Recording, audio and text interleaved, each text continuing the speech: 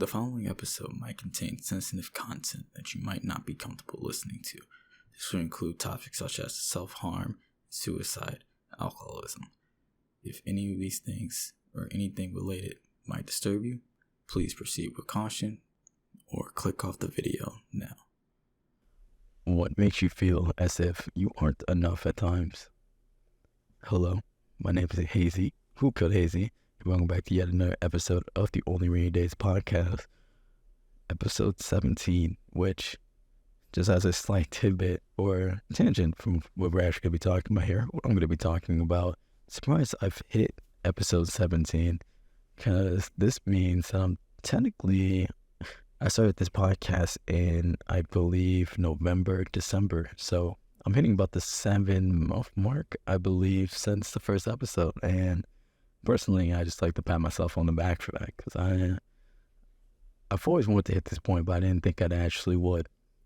But without further ado, and assuming, once again, as always, I don't change the title based on what I have written down in my notebook, this episode should be called Hit the Mark. And the only thing I have written down for this is, and forgive the language because it's going to be sharp, but that's the whole point. The usage of sharp language is so I remember what this episode is supposed to be about. But I only have I have 4 words written down next to this episode, which is, you'll never be enough.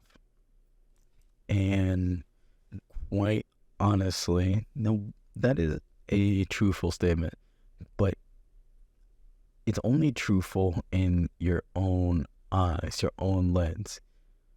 People as creators, they always end up striving for more, regardless of how much time you spend analyzing others or analyzing what you think you're capable of at the moment. You'll always want more. That's why, especially in terms of music, but you might even see it with people who make any sort of content, videos, especially on YouTube, you'll see what's commonly known as like an evolution. You'll see a point where the content, the music that they're pushing out isn't on the same level as what they started off with. And I use the word level very liberally here, because it might be the same quality in your ears, your eyes, whatever it might be, but you can tell it's not the same. It's not the same. They might be experimenting, or in the eyes of the creator, they are doing what they feel as if they should. This is the way they should express themselves. This is how they want to express themselves. This is what they want to create and push out onto the world. And as much as you might disagree, look at something that someone has created and be, oh, I don't like this. This isn't my style. What happened to the old insert name here? Not to give examples. I feel like for most long-term creators, you've seen them go through some sort of shift in what they decide to push out. Music, video, whatever it might be. And you can decide on your own accord if the quality went up or down. I mean, quality, especially in terms of artistic pieces, is one that is subjective. You cannot say how you feel about something and expect every single person around you or every single person on earth to feel the exact same way. Now, to actually give an example, if you listen to Lift Yourself by Kanye, everyone can be on a reasonable ground. Oh, that's not supposed to be a song. So everyone knows that's an outlier. He didn't want that to be legitimately a piece of work that he's remembered by. He had his own motives for making it, and that's not something to be mentioned when we're actually thinking about what he has created. But everyone changes, and everyone changes to the point where you'll never be enough. You'll never be enough. That is a harsh but real reality, but only in the sense of yourself. People will hate forever and forever regardless of how you decide to change yourself. You can try to elevate yourself for the better from where you were. And someone might hate you from the moment you started until the moment you quit. 10, 15 years, 10, 15 months. It is what it is. And your point when you create something, when you decide to do something you want to do, isn't to appease anyone else. First things first, you should be doing it because you want to do it. You want to do it. If you're not doing what you want, and it's also, at least in terms of how I'm thinking about it, it isn't paying your bills, then why are you doing it in the first place? Either it pays your bills, so this would be your regular day job, and you decide to do it because you need it to live, or you're doing it because this is something that you see that will bring fulfillment into your life. This is something that you want to do. You would be happy to do, even if it doesn't pay you. And those are like the two main zones of life. If anything fits outside of those two categories, I don't know why you're doing it. And quite honestly, you should reconsider why you're in that field whatsoever. For example, if you're someone that works a night shift at Amazon and that's your job, that's what you need to do to fulfill yourself.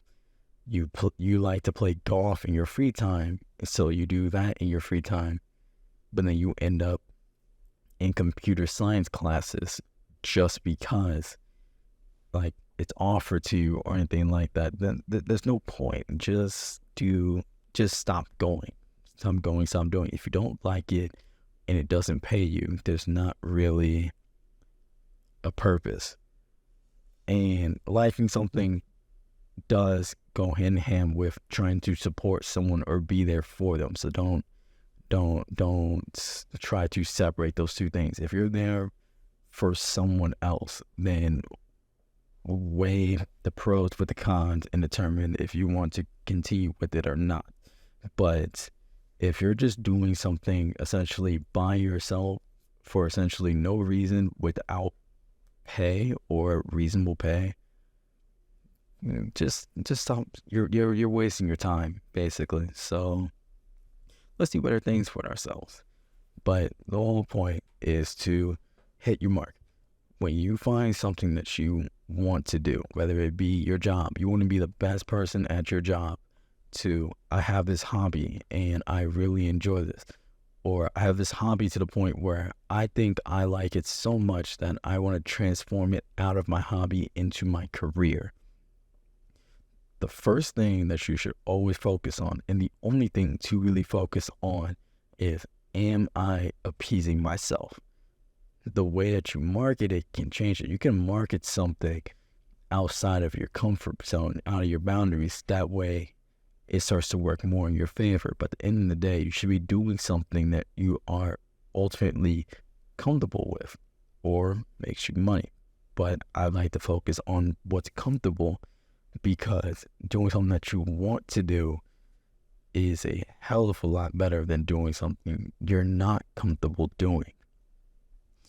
But you'll hit moments, especially when you follow things that you want to do, that you don't know how to do it, or you feel as if you're not progressing, or you're not progressing fast enough.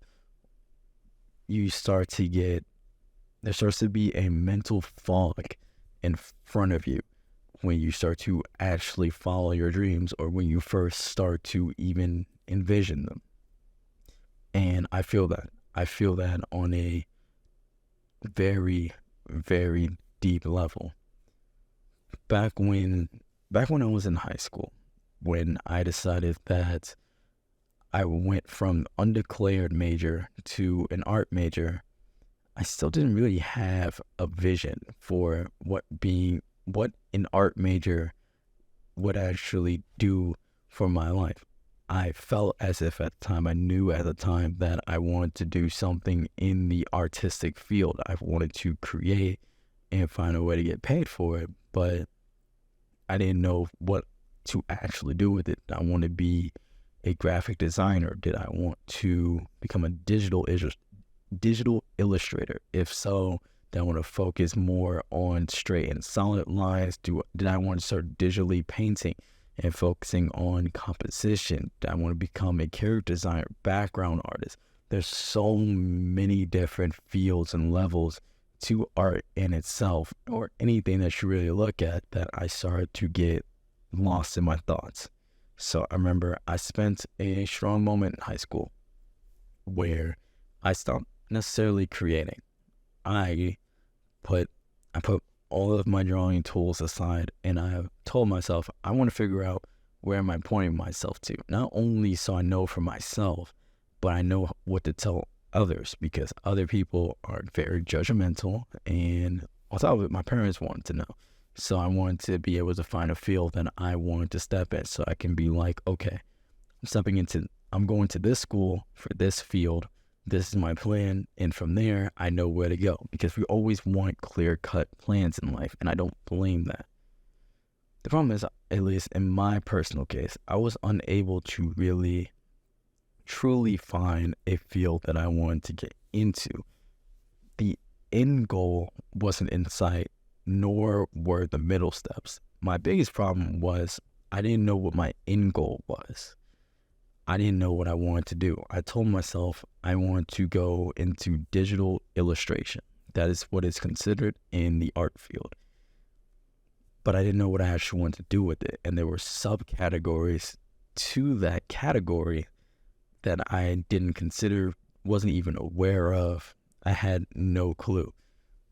The big thing in digital illustration, at least that comes to mind, is where do you want to apply yourself? And with applying yourself, what do you want to do? So one of the things that came to mind, especially when I was confronted with the fact that I still didn't understand what I wanted to do, was game studios.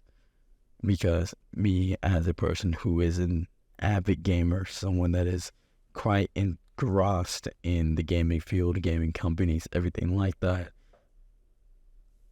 I've always liked the art that game studios were able to procure, things that they were able to create for the fantasy world for their game. There is a massive distinction between character designers versus background designers versus visual effects designers.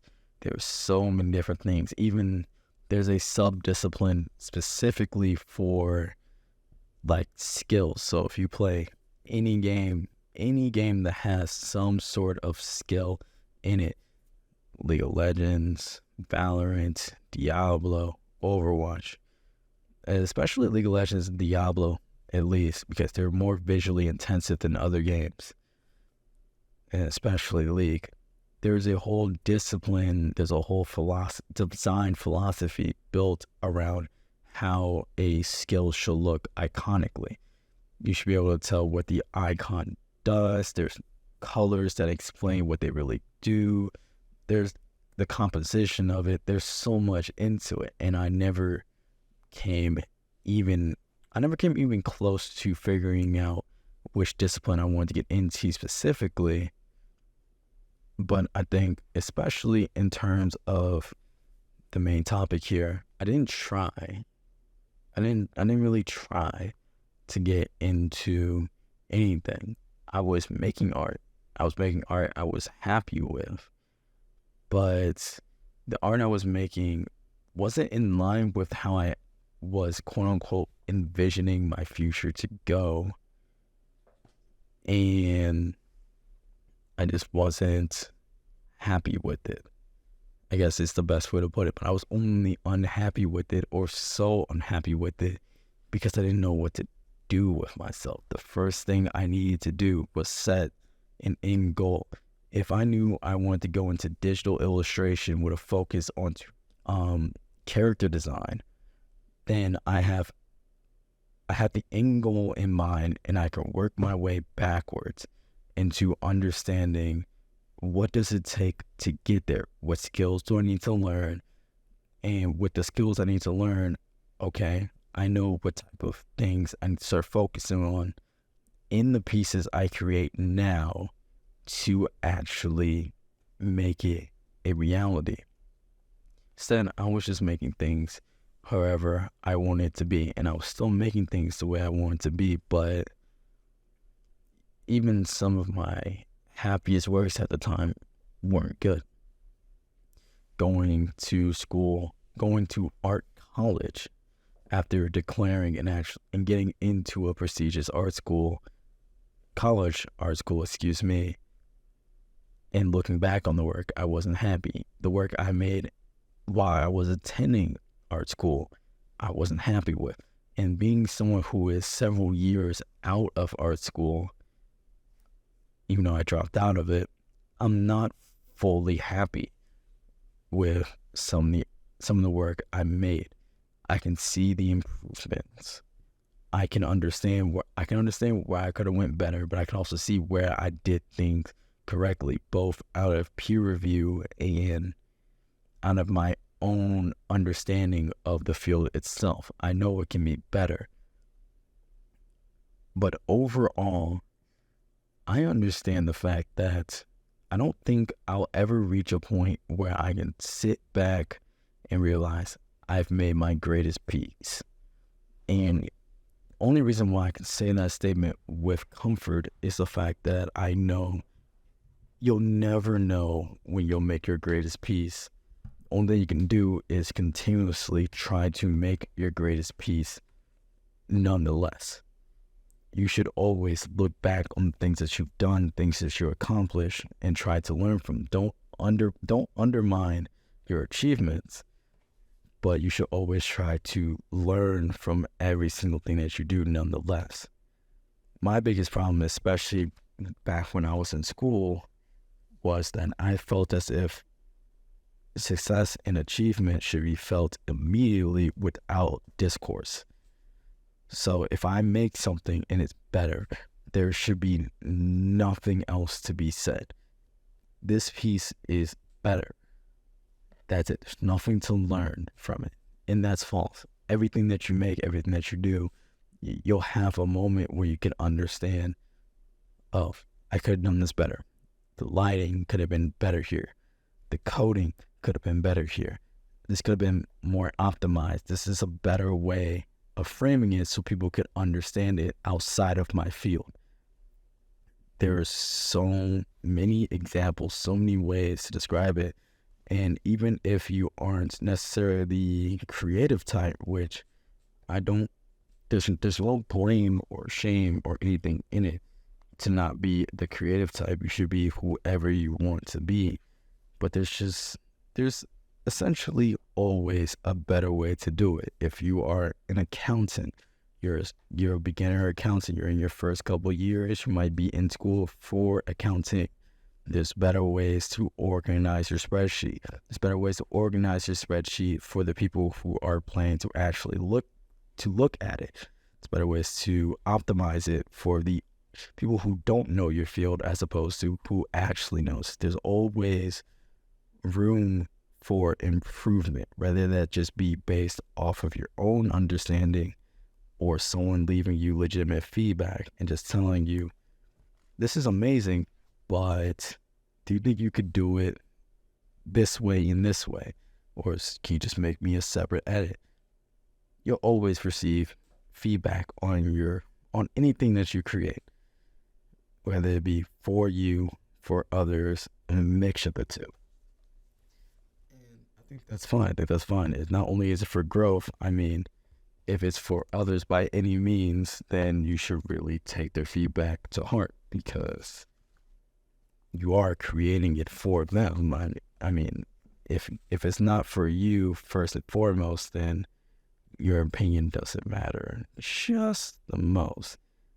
But when you're creating something for yourself in any form, by any metric, by anything that you want to accomplish, you're a coder, you're an artist, you're a power lifter, weightlifter, bodybuilder, anything that you want to do, it's important to go into something not understanding where your peak is, just knowing what goal you want to hit. Life is a series of goals, And it's only a series of goals because you never truly understand what the top is. You'll never understand what top is. You'll never understand how you'll feel about something after time moves past. Nothing is perfect. Perfection does not exist in itself, and there's no amount of time you can spend prior into going into a topic to actually understand it. You cannot understand something that is unknown. If we knew what perfect was, there would be a proper resource to teach it to other people, and you do it. And this goes, I guess the only field that perfection exists in is science to an extent, chemistry especially. There is a level of perfection. If you're not in science, then this statement really should resonate with you, and I hope it does. Perfection does not exist. It does not matter how much time you spend idolizing what would be nice. You have to just chase it until you make it nice. Every single musical artist you've ever listened to or followed, every YouTuber or movie producer, movie director, you've ever watched, they don't know what perfect is. And when they made their first film, their first song, their first album, they did not know what perfect was. At the time when they made it, they might have thought, this is the bomb. This is perfect. This is exactly what I wanted to make, and everyone's going to love it. And that's their opinion. That's what their thoughts are. And they actually feed it out into the world, or they give themselves some time to learn more, to experience more. They look back on it and they'll tell you it's terrible. It's terrible. And you might not feel the exact same way. You might look at someone's first album, first movie, and tell yourself, this is amazing. This is inspiring. I don't understand how they can look back on this and be like, this is not perfect. Some people will look at an artist's fourth album and say that their first album was better. And it's all subjective. It is all subjective. It does not, in the scope of what you want to follow and pursue and you feel passionate about, what people say about what you do should not matter, because you are creating it for yourself first and foremost. If you are into music and you release 6 albums, they tell you your first 2 albums are some of the greatest music ever created. Then tell you your next 4 albums are mid, they're terrible, they don't like it. When you're creating your 7th album, should you focus on what they tell you to gain their approval? Or should you do what you want to do because it makes you feel whole? You should do the things that make you feel whole. That's the whole point of creation, of pushing your limits and boundaries. Because if you listen to what people tell you, you're either going to be stuck in an ideological echo chamber where people just tell you did a good job nonetheless, or you'll be stuck in an area, in a field where people tell you that you should just quit what you're doing because you clearly have no idea what you're doing. It doesn't make sense. And I don't think you can really make sense of it. People are either going to hate or blindly praise something nonetheless, whether it be for their fixation, whether it be nostalgia, or they just used to like it and they can't come to terms with the fact that it's not the way it was. On the flip end, someone might always hate it because it's not something that they're used to, whether that be they're not used to it because they've never heard it before, or they're so used to something different from you that they don't know what to do with who you are now. If I was to use a name, I think Joji, honestly. Joji's probably one of the better examples I can think of right now. If you know anything about Joji as a musical artist, he makes rather somber, sad music. Sad relational music. Rain on Me, World Star Money, Slow Dancing in the Dark. Those are three songs that come to mind for me personally, but those are three songs that they all have a very deep memory in my heart, and to an extent, all for different reasons. Rain on Me is a song I listened to when I was overcoming a form of grief. So when I listen to the song, I have a memory of the person that it's interlinked with. Before that link even existed, all three of those songs, World Star Money, Rain on Me, and Slow Dancing in the Dark, I was just attuned to music I listened to with my roommate whenever either one of us wasn't in the best of moods. We wanted to either relax or we wanted to just listen to it as background music when we wanted to get something off of our chest. But regardless, it was good music. We liked the music. But if you know nothing about Joji, and I don't know his actual government name off the top of my head, so forgive me, but before Joji was Joji, he went by Pink Guy. If that name doesn't ring a bell, Pink Guy is a musical project of Filthy Frank.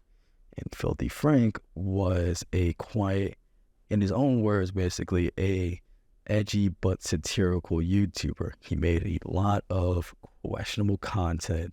He didn't give a fuck who he offended or who he was talking about. He just made whatever he wanted to make. And Pink Guy was a music project of Filthy Frank where he just really pushed it to its limits. In the same sense, I actually like some of the Pink Guy songs, or my old roommate from high school, he liked some of the songs from Pink Guy. We used to just listen to it, like, every now and then. It wasn't something to listen to all the time, but it was something to just hear if you needed a good laugh or you just wanted to not focus, basically, because he would just say some absurd, obscene shit where you just have to sit up. You have to take a moment and sit there and be like, oh, he really did just say that type of thing. But while he was working on his Pink Guy music, I think he even dropped an album under that moniker. I believe it's when he dropped World Star Money and Rain on Me under the name Joji, and he just kind of threw it into the wind. He let it known that it's like, oh yeah, Pink Guy and Joji, we are the same person, but he didn't make too much of a focus on it. It was like a testing ground for him. And I would like to imagine when he first made that correlation, he made those songs public, he didn't really care what anyone thought. He wanted feedback. He wanted to know if there's anything he could work on. He wanted constructive feedback, but he didn't need people who were diehard Filthy Frank or Pink Guy fans to tell him that it was wonderful, nor did he need any haters of Filthy Frank or Pink Guy to tell him that it was terrible. He threw it out there, and he was just fishing for any sort of honest response he could get to the get for the music. And as time can tell, whether it be for his own mental sake and his own sanity or because of the feedback, I think it's a little bit of both, he stuck with Joji and he started to make more and more music. And as you listen to his music, you can hear an evolution in his music. In the same scope of music, Kanye West has gone through quite the incredible evolution in terms of his music. His first 3 albums are nothing like his next 3, which are nothing like his next 3. And there's always, to this day, in now mid 2023, there's no shortage of conversations trying to compare all in the entirety of Kanye West's discography against each other, because they're trying to figure out where they stack. And through everyone, you'll hear essentially a different list. Is it to say, and because you hear a different list through each person, you know he didn't truly lose his way when making music. He found different avenues that he felt as if he wanted to go down, and it touched different people each time. my father, for example, basically, I don't want to say, definitely not grew up on, but Kanye's first 3 albums really touched his soul, which would be College Dropout, Late Registration, and Graduation. Those are 3 albums that my father knows very well. That's very integral to who he is. That's his go-to albums when we think about Kanye. On the other hand, for me, I love those 3 albums, but I still think of My Beautiful Dark Twisted Fantasy, 808s and Heartbreak, and even some of the more recent things outside of those other 2 albums. I think about Kids See Ghosts. Hell, even Jesus is King. I think about it every now and then. Think about all of his music, and I like all of it, but you can tell, you can see the evolution, you can hear the evolution in Kanye's not only mindset on life, but where he is as a person throughout his music, his creation, what he wanted to, not who he wanted to be, who he is, and how he wanted to express who he is at the moment. College Dropout and Late Registration, even Graduation, talks about this essentially young, arrogant kid, this young, arrogant guy running around doing however he pleases and having fun with his life. And then after My Beautiful Dark Twisted Fantasy, 808s and Heartbreak, into some of his more recent music, some lyrics start to become very introspective. The instrumentals have changed. His delivery has changed. Even the cadence and the way he talks about himself in certain songs are very, very different. It's clear that he has changed as a person, because that's expected. If I'm not mistaken, The College Dropout came out in 2003. So Kanye has been a forefront in the rap game for 20 years at this point, in terms of just rapping capabilities or just making music outside of instrumentals. In 20 years, any person is expected to change. He didn't let that change hinder his creative capability.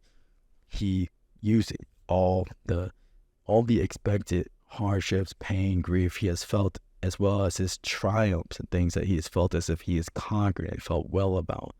He used it to his advantage and kept trying to create more and more and more that felt as if it's a piece of him.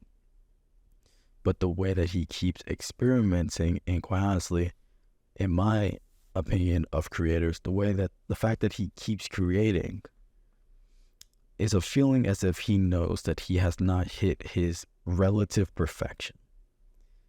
And that's a hell of a statement, because if you know anything about Kanye, he's probably one of the most arrogant people you could ever find in the history of Earth. Kanye's a very arrogant person, but I think deep down, especially more than ever, but even when he made Graduation, he knew that he wasn't perfect.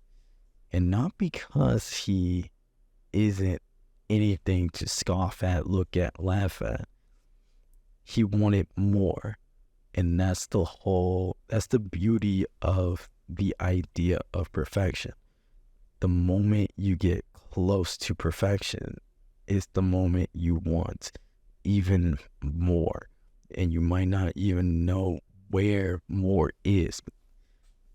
But as you continue to look back on things that you created to make you feel as if you got even close to the idea of perfection, you start to see your faults. But the important part is, when you see your faults, don't look at them and see them as pitfalls and tell yourself that you're worth nothing, you can never be nothing, you can't do anything. No, that's not the point.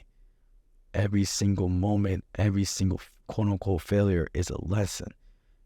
Everything is a lesson in itself. You should take in the information, see what you could have quote-unquote done better or done something different, rather than just be in the moment or a year or two in the future.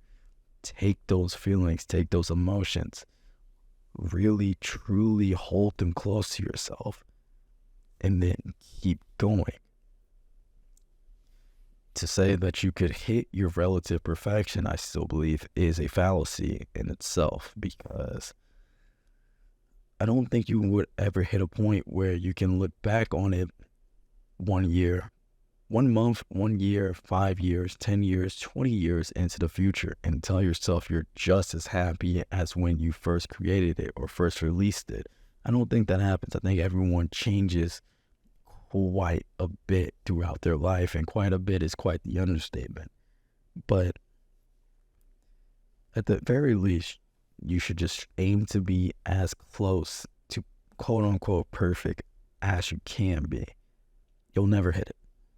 You'll never hit it. But I don't want that to be discouraging by any means, because as a great analogy goes, it's not about the cliche, the bad analogy is it's not about the destination, it's about the journey. It's about the friends you made along the way. I like to think of it as a mountain. It's not about the tip of the mountain, it's about the climb in itself. The journey to just continuously develop yourself, the climb, the journey to continuously become better and better than who you were in previous days, and look back and tell yourself, I've been learning for the last 5, 10, 20, 40 years of my life. That is the world's greatest triumph in itself, and the fact that most people do not push themselves to try to be better than where they were 5 years ago. Depending on who you are in your situation, your living situation especially, you might see it. You might see people who are the exact same that they were 5 years ago. Some people have had their fall from grace and have turned into quote unquote worse people than where they were 1 year, 2 years, 5 years ago. Not just seeing people fall, because I don't think you should try to use that to your advantage by any means, but to see yourself climb, to know where you were and tell yourself, not only am I not where I was 6 months ago, I'm above where I was 6 months ago. It's a feeling of triumph, happiness, success that you should not only take the time to recognize and feel happiness in. Use it as fuel to wonder. I want you to feel your brain. Tell yourself, ask yourself, if I made it this far, how much farther can I get? Because most people do not ask themselves that question. Most people do not wonder what their potential is, what they can do, what they're capable of. And when they push that limit, how much further can they go? They find one spot to park their car and tell themselves, that's the closest I'll get to the venue, and that's fine with me. No. Don't allow yourself to stop early. And in this case, to stop early is to stop at all, because nobody knows how far you have to drive. Because at any point you feel as if you've gotten there, either you'll see it yourself or someone else will prove you wrong. You did not get there at all. As a simple example, think about technology. If you look back on the history of technology, a lot of people at many points throughout life felt as if we hit the apex of technology. If anything, the modern age, 2023, is when people have finally come accustomed to the idea of, I wonder what's next, or I wonder what else can be done. I think that's a common thought, or a relatively common thought. But if you take it back 20 years, maybe even 10 years ago, most people didn't have that thought. Society thought that we hit essentially our peak as individuals 20 years ago, so 2003. If I can recall any memories my father or my mother has told me from back in that time period, there's just a lot of doubt. Around that time is when the computer basically was created. The computer was created. Who could tell you when someone made the first computer that used a floppy disk the size of your regular CD, held way less storage in your CD, and it could basically do nothing? There was no internet. who could tell you some of the possibilities that we have today? Only a select few could see the vision that there's so much more for computer technology, computer science. Most people thought it was just like, for lack of a better word, most people thought it was bullshit. How can you explain to someone from the 1990s, the mid-1990s, that we'd hit a point where we would grab this rectangular box in front of us, type in letters of the English alphabet or your local alphabet, and find any type of information that you like, to be able to play games that almost start to question as if it's reality or not, and graphics with people across the entire globe. You could not explain that topic to people 10, 20, 30 years ago, even though it's common knowledge to you now, and this is your normality. Most of the things that you know, most of the things you've been experiencing has been completely unknown for majority of human history. And that type of idea is what should make you feel the motivation to keep going. Because everything you know nowadays it's brand new. Oh, you like anime? Anime is pretty new. Anime is what, I believe 80s, 90s at the most. So what, 40, 50 years, if even. Same for manga. A lot of manga. You could not explain manga and anime to someone from the 1940s. You like the internet? Could not explain it to someone 40 years older than you. Someone from 1980s and maybe even before. Most of the things in front of you to this day could not be explained. We're not even that far. We're not that far away from some inventions. There are people who were close to being alive when pictures and photographs were first being developed, when the first microphones were being created. Everything around you is essentially new. Everything around you is a physical representation of someone seeing what someone thought was perfection and pushing it to their mental boundaries and figuring out that other person's idea of perfection isn't what they tell themselves it is. Everything. Your phone is stronger than all the computers used to get the first man to the moon. And it's way more compact. Some people, I'm willing to bet there's someone that will hear this somewhere out there that has a flash drive that is 1 terabyte strong. I have SSDs in my PC right now to the left of me, 2 of them, 1 terabyte strong. I know people who have 2 terabytes, 5 terabytes, 10 terabytes in their computers in one solid use of hardware. People were making games and making computers off kilobytes, if not megabytes. And nowadays, if you told yourself that you only have 100 megabytes on your computer, you would question yourself, what could you do with that type of space? The sky is truly the limit, and the sky in this scenario can only be pushed upwards and upwards and upwards. But as much as there is possibility, as much as there is room to grow and be better, there is one daunting statement that you need to realize, because the faster you realize it, the faster you'll dispel that type of fear. You won't be perfect. You won't be perfect. And nothing will be perfect. But you don't need to focus on perfection. Perfection is a myth that people hold to themselves and others to make them feel as if they're less than.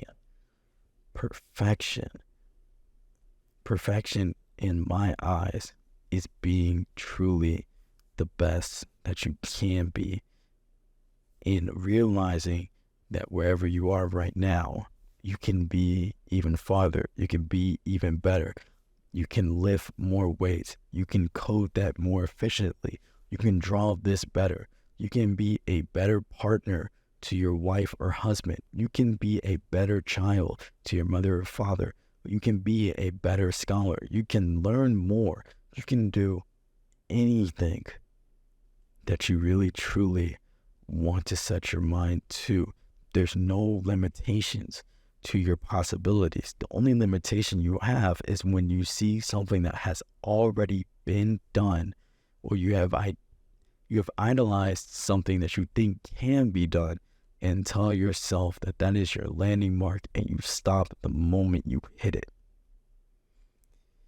That's not perfection. Perfection is the audacity to continuously go, and push your limits in any ways. Even if you don't fully know how to move forward, start moving sideways. You might find a new path. Who knows? Have fun with it if you feel as if you hit the top. But we always got to keep doing something. We got to keep doing something. We got to keep pushing, because there's something to be found forever and always. So don't worry about perfection. It doesn't exist. Just keep being the best that you can. As long as you keep focusing on steadily progressing on who you can be, who you will be, because I have faith in who you will be. Only thing to focus on is that you need to hit your mark.